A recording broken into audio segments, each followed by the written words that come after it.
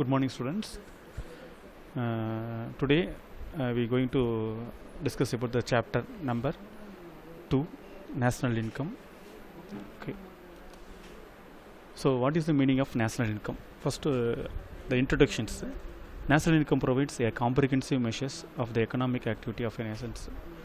So national income பொறுத்த வரைக்கும் national income அது வந்து பார்த்திங்கன்னா ஒரு கண்ட்ரியோட எக்கனாமிக் ஆக்டிவிட்டியை பிரதிபலிக்கிற ஒரு அளவுகோல் அப்படின்னு சொல்லலாம். காம்ப்ரிஹென்சிவ் மெஷர்ஸ், ஒரு விரிவான அளவுகோல்னு சொல்கிறோம். It denotes the country purchasing power. இது எதை மீன் பண்ணுது அப்படின்னா ஒரு பர்டிகுலர் கண்ட்ரியோட பர்ச்சேசிங் பவர், வாங்கும் திறனை அளவிடுறதுக்காக நம்ம இதை பார்த்துக்கிறோம். The growth of economy is measured by the rate at which the real national income grows over time. So ஒரு குறிப்பிட்ட டைமில் வந்து ஒரு கண்ட்ரியோட எக்கனாமிக் ஆக்டிவிட்டி அதோட க்ரோத் எப்படி நாம் வந்து மெஷர் பண்ணுறோம் அப்படின்னா the rate at which the its real national income grow over period time. ஒரு டைமுக்கு இன்னொரு டைமுக்குள்ள சேஞ்சஸ் வந்து நேஷ்னல் இன்கமோட க்ரோத்தை நாம் மெஷர் பண்ணுறோம். National income serves as a instrument. இது வந்து நேஷ்னல் இன்கம் பொறுத்த வரைக்கும் நேஷ்னல் இன்கம் வந்து serves as a instrument of economic planning. ஒரு கண்ட்ரியோட எக்கனாமிக் பிளானிங்கில் நேஷ்னல் இன்கம் வந்து பார்த்திங்கன்னா ஒரு இன்ஸ்ட்ருமெண்ட், மெயின் இன்ஸ்ட்ருமெண்ட்டாக நம்ம இதில் யூஸ் பண்ணுறோம். National income is one of the most significant macroeconomic. It is one of the macroeconomic variables அப்படின்ட்டு நம்ம பார்த்துருக்கோம். சரிங்களா? The clear understanding of the meaning, concept, measurement and the uses of national income is essential. அதை நான் சொல்கிறோம். Already Nobel prize win பண்ண 1971 Nobel prize வந்து Simon Kuznets வந்து பார்த்திங்க அப்படின்னா ஒரு நோபல் ப்ரைஸ் வந்து வாங்கினார் எக்கனாமிக் சயின்ஸ்க்கு.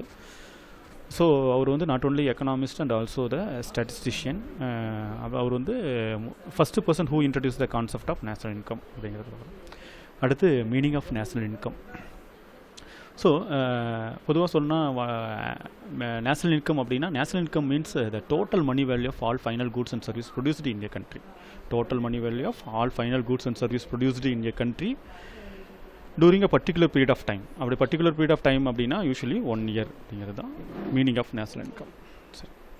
ஸோ இன்ட்ரடக்ஷன் பார்த்தோம். நெக்ஸ்ட் ஒன் வந்து what is the meaning of national income பார்த்தோம். அடுத்து டெஃபினிஷன்ஸ். இதில் வந்து பார்த்திங்கன்னா ஆல்பர்ட் மார்ஷலோட டெஃபினிஷன் சொல்கிறாரு.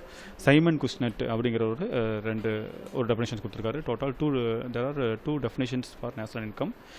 First one the Albert Marshall வந்து டெஃபினிஷன்ஸ் என்ன சொல்கிறோன்னா labour and capital of the country acting on its natural resources produced annually certain net aggregates of commodities material and immaterial அப்படின்னு சொல்லியிருக்காங்க. Including service of all kinds அப்படின்னு சொல்லியிருக்காங்க. So அப்போ ஒரு கண்ட்ரியோட labour and capital acting on its natural resource இதில் வந்து பண்ணுறாங்க அப்படின்னா ஒரு லேபரும் கேபிட்டலும் ஆக்டிங் செயல்படுறாங்க on its natural resources producing annually a certain net aggregate of commodities. அது வந்து மெட்டீரியலாக இருக்கலாம் மெட்டீரியல் அண்ட் இம்மெட்டீரியல்ஸ் ரெண்டுமே. சரிங்களா? Including service of all kinds. Service அதில் இன்க்ளூட் பண்ணுறோம். This is a true net annual income. National income இன்னொரு பேர் நம்ம என்ன சொல்கிறோம் அப்படின்னா நேஷனல் இன்கம் நம்ம வந்து அவங்க என்ன சொல்கிறாருன்னா true net annual income or revenue of the country or the national dividend அப்படின்னு சொல்லி ஆல்பர்ட் மார்ஷல் சொல்கிறார் டெஃபினிஷனு. நெக்ஸ்ட் ஒன் வந்து சைமன் குஸ்னெட் வந்து பார்த்திங்கன்னா the net output of the commodity and services flowing during the year from the country's productive system into the hands of the ultimate consumer or into the net additional of the country's stock of capital goods அப்படின்னு சொல்லியிருக்காங்க. So அவர் சொன்ன definition ஷார்ட்டாக பார்க்கும்போது த flowing of the ஒரு இயரில் வந்து எவ்வளோ flow ஆகுது, கண்ட்ரி ப்ரொடக்டிவ் சிஸ்டம் எவ்வளோ ஃப்ளோ ஆகுது இந்த ஹேண்ட்ஸ் ஆஃப் அல்டிமேட் கன்சியூமர். இந்த ஃபைனல் கன்சியூமர் இருக்காங்க இல்லையா, அல்டிமேட் கன்சியூமர் ஃபைனல் கன்சியூமர், அவங்களோட கையில் கூட்ஸை நம்ம வந்து ப்ரொடியூஸ் பண்ண கூட்ஸை வந்து அவங்க கையில் கொண்டு போய் சேர்த்துறோம் அப்படின்னா அதோட வேல்யூ எவ்வளோ அப்படிங்கிறது அதை ஒன்று வச்சோம். அதே மாதிரி net additional of the country stock, இந்த கண்ட்ரியோட கேபிட்டல் கூட்ஸில் வந்து அடிஷன் ஆகுது இல்லையா இந்த வருஷம், அது அந்த ஒவ்வொரு அடிஷனும் தான் நம்ம நேஷ்னல் இன்கம் அப்படிங்கிறோம். சரிங்களா? இப்போ 2 டெஃபினேஷன்ஸ் நல்லா பார்த்துக்கோங்க. அடுத்து வந்து basic concept of national income என்னென்ன இருக்குதுன்னு சொல்லி அடுத்து பார்க்குறோம். அதில் வந்து there are 9 points இருக்குது. இந்த கிளாஸில் வந்து 9 points நம்ம கவர் பண்ணாவே டைம் கரெக்டாக இருக்கும். சரியா? First one GDP, GNB and NNP. NNP at factor cost, personal income, disposable income, per capital income, next one real income and GDP deflator சொல்லி இந்த 9 points இதை நம்ம டிஸ்கஸ் பண்ணலாம். Okay. The first one, the gross domestic product GDP அப்படின்னா என்னன்னு பார்க்கலாம். The GDP is the total market value of final goods and services produced within the country during the year. ஒரு கண்ட்ரியோட one இயரில் வந்து பார்த்திங்க அப்படின்னா total final value of goods and service, the total market value அவன் சொல்கிறான். சரியா? This is calculate at market price. இது வந்து மார்க்கெட் ப்ரைஸில் நம்ம கால்குலேட் பண்ணோம் அப்படின்னா it is known as the GDP at market price அப்படிங்கிறோம். அதுக்கு வந்து ஒரு ஃபார்முலாஸ் இருக்குது. C + I + G + X - M அப்படிங்கிறது. C stands for consumption, I stands for government, I stands for investments goods, G refers to the government purchases, X - M வந்து பார்த்தீங்கன்னா X equal to export, M equal to import அப்படிங்கிறோம். X - M அப்படின்னா net export அப்படின்னு சொல்கிறோம், which can be positive or நெகட்டிவாக இருக்கும் அப்படிங்கிறது இதோட meaning. So net domestic product NDP அப்படின்னு பார்க்கும்போது NDP is the value of net output of the economy during the year. அதாவது net output of the economy during the year தான் NDP அப்படிங்கிறோம். The value of net output of the economy during the year. Sum of the country capital equipments wears out and R become outdated each year during the production process. ஒரு production ப்ராசஸில் வந்து some capital equipments வந்து பார்த்திங்கன்னா வழக்கொழிவாகவும் productive natures reduce ஆகும். Because due to the depreciation, இந்த மாதிரி இதில் டெப்ரிசியனால் குறையுது இல்லையா, அதை மைனஸ் பண்ணிட்டு வர்றது தான் நெட் டொமஸ்டிக் ப்ராடக்ட் அப்படிங்கிறோம். சிம்பிளானா GDP மைனஸ் டெப்ரிசியேஷன் அப்படிங்கிறது தான் இதோட மீனிங். சரி, next one cross national product GNP அப்படிங்கிறது. இந்த GNP is the total measure of the flow of final goods and services at market value result from the current productions in the country during a year, including net income from abroad.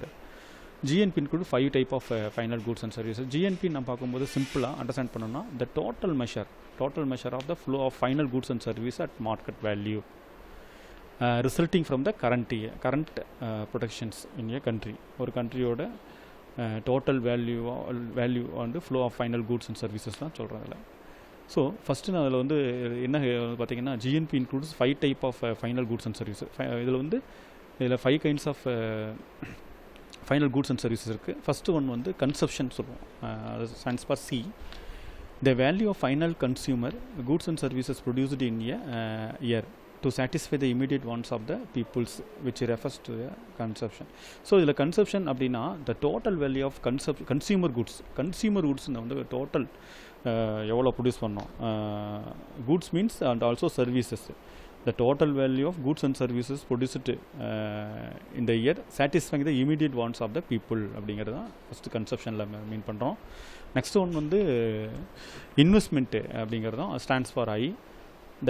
The gross private domestic investment is in capital goods consists of fixed capital formation. ஒரு fixed capital formationக்கு formations, residential constructions and inventories of final finished and unfinished goods இதெல்லாமே நம்ம இதில் கொண்டு வர போகிறோம். Goods gross investment in simple பார்க்கும்போது இந்த gross இன்வெஸ்ட்மெண்ட்டுங்கிறது எதை மீன் பண்ணுறதுன்னா gross private domestic investment in the capital goods. சரிங்களா? Next one G stands for government. The goods and service produced are purchased by the government, which denotes G அப்படின்னு சொல்கிறோம். Next one net export. Fourth point, net export of the government's net export goods and services, that is the difference between the value of export and import of goods and services is known as X - M. Already நம்ம பார்த்துருக்கோம். X - M அப்படின்னா export minus import அப்படிங்கிறது. அதில் net எக்ஸ்போர்ட்டுங்கிறது வந்து பார்த்திங்க அப்படின்னா அந்த difference between the value of export and import அப்படிங்கிறத 4th பாயிண்டில் பார்க்குறோம். ஸோ இதில் நம்ம பார்க்கும்போது இன்னும் டீட்டெயிலாக பார்க்கும்போது net factor income from abroad which refers to the difference between the factor incomes அப்படிங்கிறோம். ஸோ ஃபேக்டார் இன்கம் அப்படிங்கிறது ஒரு நெட் இன்கம் ரிசீவ் பண்ணுறோம் ஃப்ரம் அப்ராட்லேருந்து. ஸோ அது இந்த ஃபார்ம் ஆஃப் ஃபேக்டார் வந்து வேஜஸ், இன்ட்ரெஸ்ட்டு, ப்ராஃபிட்டு இந்த ஃபார்மில் நம்ம ரிசீவ் பண்ணியிருப்போம்.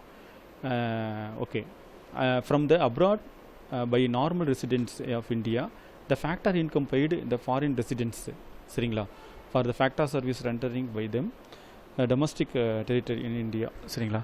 ஆல்ரெடி நம்ம ஃபாரின் நம்ம ஒன்று ரிசீவ் பண்ணலாம் அல்லது பே பண்ணலாம். சரி, ரெண்டுமே தான். ஒரு ஆர்டினரி சிட்டிசன்ஸ் வந்து ஃபாரின்லேருந்து ஒரு சம் அமௌண்ட் ரிசீவ் பண்ணுறான் இந்த form of wages, interest, profit. அதே மாதிரி இது ரிசீவ் பண்ணுறது. அதே பே பண்ணுறது அப்படின்னா நான் ரெசிடென்ட் ஆஃப் இந்தியா அதர் கண்ட்ரியில் இருக்கவங்களுக்கு நாம் வந்து பே பண்ணுறோம் இந்த form of wages, interest, profit நாம் பே பண்ணால் அது பேமெண்ட்டு அப்படிங்கிறது. சரிங்களா? ஓகே, அதான் R-Bன்னு சொல்கிறோம். சரிங்களா? ஸோ ரிசிப்ட் அண்ட் பேமெண்ட் கூட நம்ம சிம்பிளாக ஞாபகம் வச்சுக்கலாம். சரிங்களா? ரிசிப்ட் மைனஸ் பேமெண்ட் அப்படிங்கிறது. சரிங்களா? அதே 5th point, GNP at market price means gross value of final goods and service produced annually in the country plus net factor income from abroad. So நம்ம இந்த நெட் ஃபேக்டர் இன்கம் ஃப்ரம் அப்ராடும் நம்ம சேர்த்துக்கிறோம்.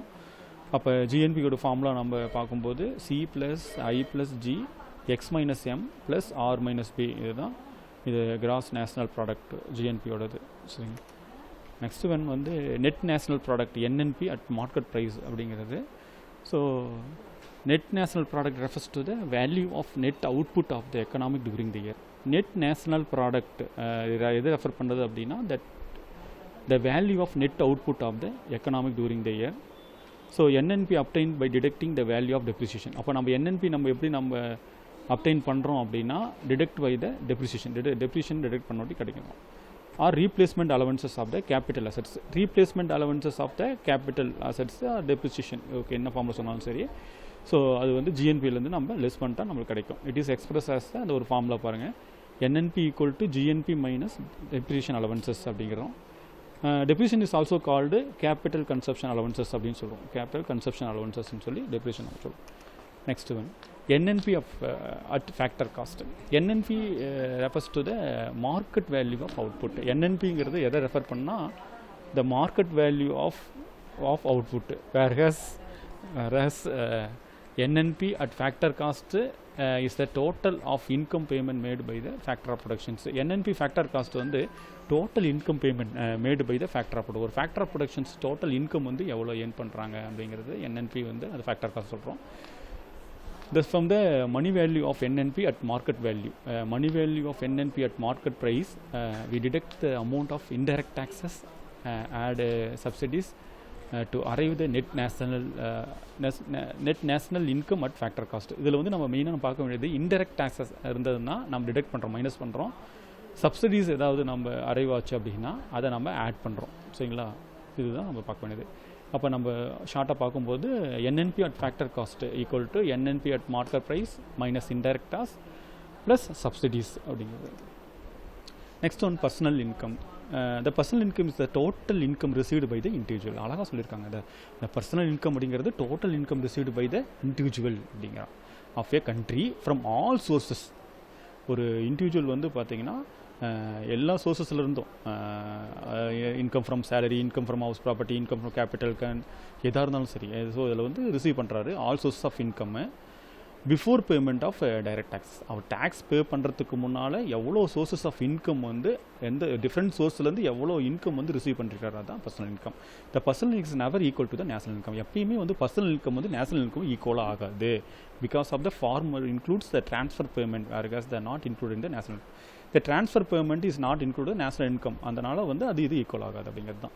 த personal incomes derived from the national income by deducting the undistributed profit. சரியா? அந்த personal income personal income நம்மளுக்கு எப்படி கிடைக்குதுன்னா national income by deducting undistributed corporate profit and employees contribution to social security scheme adding to the transfer payment அப்படிங்கிறது. இதை நம்ம ஃபார்மில் பார்த்தீங்கன்னா personal income equal to national income minus social security contributions and undistributed corporate profit plus transfer payment. இதுதான் personal income. Okay, இந்த disposable income அடுத்த ஹெட்டில் வந்து டிஸ்போசபிள் இன்கம் அப்படிங்கிறது. Disposable income is also known as the disposable personal income. சரியா? Disposable income வந்து நம்ம எப்படி சொல்லலாம் அப்படின்னா டிஸ்போசபிள் பர்சனல் இன்கம் சொல்லலாம். It is the individual income after payment of income tax. நல்லா பார்த்துக்கோங்க. After payment of income tax pay பண்ணுறதுக்கு அப்புறம் வர்றது தான். சரிங்களா? This amount available for the household for consumption. இந்த அமௌண்ட்டு தான் ஹவுஸ் ஹோல்டு இருக்காங்க இல்லையா, சரிங்களா, அவங்களுக்கு கன்சப்ஷனுக்காக வச்சுருக்கிற amount. Disposable income equal to the personal இன்கம்லேருந்து மைனஸ் டைரக்ட் டேக்ஸ். சரிங்களா? டிஸ்போசபிள் இன்கம்னா சிம்பிளாக அண்டர்ஸ்டாண்ட் பண்ணிக்கோங்க. இந்த பர்சனல் இன்கம்லேருந்து டைரக்ட் டேக்ஸ் லெஸ் பண்ணிட்டீங்க அப்படின்னா அது disposable income. as the entire disposable income is not spent on consumption. இதில் என்ன சொல்லியிருக்காங்க அப்படின்னா the entire disposable incomeம் நம்ம வந்து பார்த்தீங்கன்னா கன்சப்ஷனாக ஸ்பெண்ட் பண்ண மாட்டோம், செலவு பண்ண மாட்டோம். the disposable income equal to the consumption plus savings. சரிங்களா? ஸோ கன்சப்ஷனும் சேவிங்ஸும் ப்ளஸ் பண்ணால் தான் டிஸ்போசபிள் இன்கம். சரிங்களா? அப்போ disposable income equal to consumption plus savings. நல்லா அண்டர்ஸ்டாண்ட் பண்ணிக்கோங்க. கன்சப்ஷனோட சேவிங்ஸும் ஆட் ஆகுது தான், அதுதான் டிஸ்போசபிள் இன்கம். ஒரு பார்ட் வந்து பார்த்திங்கன்னா கன்சப்ஷனுக்காக நம்ம செலவு பண்ணுவோம், இன்னொரு பார்ட் வந்து சேவிங்ஸுக்காக நம்ம யூஸ் பண்ணுவோம். ஃபார் எக்ஸாம்பிள் வந்து ஒரு 50,000 ஒருத்தர் ஏர்ன் பண்ணுற மந்த்லி சேலரி அப்படின்னா ஒரு 20,000 வந்து ஃபேமிலி ஹவுஸ் ஹோல்டு எக்ஸ்பென்சஸ்ஸு செலவு பண்ணால் மீதி 30,000 வந்து ஃபியூச்சர்ஸ்க்காக அவர் சேவ் பண்ணுவார். சரி, அதை தான் வந்து டிஸ்போசபிள் இன்கம் நம்ம மீன் பண்ணுறோம். சரிங்களா? அடுத்தது வந்து பார்த்திங்கன்னா பெர் கேபிட்டல் இன்கம் அப்படிங்கிறது the average income of the persons of a country in a particular is called per capital income. அழகாக சொல்லியிருக்காங்க. The average income of a person is called in a particular is called per capital income. So average அப்படின்னா டோட்டலாக divide பண்ணுவோம் தான் average நமக்கு கிடைக்கும். சரியா? The per capital income is obtain by dividing national income by population. அழகாக சொல்லியிருக்காங்க. இது வந்து இந்த பெர் கேபிட்டல் இன்கம் எப்படி நம்ம அப்டைன் பண்ண போகிறோம் அப்படின்னா dividing the national income by populations. Per capital income equal to national income divided by populations. Next one, real income. The nominal income is real income. What is the meaning of real income? It's a nominal income is a national income expressed in terms of general price level. General price level of a particular year. General price level of a particular year தான் real income அடிக்கிறோம். Real income is the buying power of the nominal income. சரிங்களா? Buying power அப்படிங்கிறோம். National real income எதுனா ஒரு ஆக்சுவலாக buying power வந்து மீன் பண்ணுறது. The national income is the final value of goods and services produced expressed in the terms of money at a current price. The national income வந்து final value of goods and services produce பண்ணுறோம் இல்லையா, இறுதி இல்லையா, final goods and services வந்து நம்ம produce பண்ணுறோம் expressed in the terms of money. அந்த goods and services value of final goods and service produce பண்ணும்போது அதை expressed in the terms of money at the current price அப்படிங்கிறதா real income. So, but it is not a indicate the real status of the economy. இது வந்து economy real ஸ்டேட்னு சொல்ல முடியாது. The real income is derived from following அப்படிங்கிறது. இது வந்து real income வச்சு நம்ம வந்து எக்கனாமியை வந்து அளவிட முடியாது. It does not indicate real state of economy அப்படிங்கிறோம். சரிங்களா? The national income at constant price equal to national income at current price plus P1 divide by P0 அப்படிங்கிறோம். P1 அப்படிங்கன்னா price index during the current year. P0 equal to price index during the base year அப்படிங்கிறது தான் இது நாம் mean பண்ணுறோம். சரிங்களா? Next one GDP deflator. GDP deflator is and index price changes of goods and services including GDP. Okay, இந்த 2 marks கொஸ்டினில் அடிக்கடி இந்த GDP டிஃப்ளேட்டர் கொஸ்டின்ஸ் நம்ம கேட்டுட்ருக்கோம். GDP deflator is the index price of the changes of goods and service including GDP. சரிங்களா? It is a price index which calculate by the dividing of nominal GDP in a given year is real GDP for the same year multiple by 100. சிம்பிளாக ஒரு formula தான் இது. It is a price index which is calculated by dividing the nominal GDP. Nominal GDPயில் divide பண்ணுறோம் இன் a given year. எந்த இயரில் கொடுத்தானோ அதோட nominal GDPயை divide பண்ணுறோம். இதில் the real GDP வந்து சேம் இயர். இந்த real GDP same year multiple by 100. அதாவது ஃபார்முலா பார்த்தீங்க அப்படின்னா nominal GDP divide by real GDP into 100. GDP டிஃப்ளேட்டரோட ஃபார்முலா. சரிங்களா? GDP டிஃப்ளேட்டரோட ஃபார்முலா வந்து என்னென்னா nominal GDP divide by real GDP into 100. Okay, next class.